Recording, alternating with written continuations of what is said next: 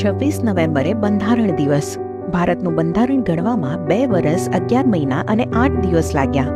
ભારતના બંધારણને અપનાવવાની યાદમાં દર વર્ષે 26 નવેમ્બરે ઉજવાતો બંધારણ દિવસ. દેશની બંધારણ સભાએ 26 નવેમ્બર 1949ના રોજ બંધારણ અપનાવ્યું. બંધારણ સભામાં 299 સભ્યો અને ડોક્ટર રાજેન્દ્ર પ્રસાદ તેના પ્રમુખ હતા. બંધારણ સભાની પ્રથમ બેઠક 9 ડિસેમ્બર 1946માં મળી. 14 અને 15 ઓગસ્ટની રાત્રે ભારત અને પાકિસ્તાનના ભાગલા પડ્યા બાદ બંધારણ સભા 2 ભાગમાં વહેંચાઈ. 26 જાન્યુઆરી 1950ના રોજ બંધારણ અમલમાં આવ્યું.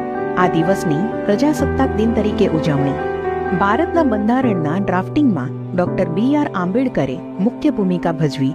ડોક્ટર આંબેડકરે સમાનતા, સ્વતંત્રતા અને ન્યાયના સિદ્ધાંતોને સમાવિષ્ટ કરવા તૈયાર કર્યો હતો બંધારણનો ડ્રાફ્ટ.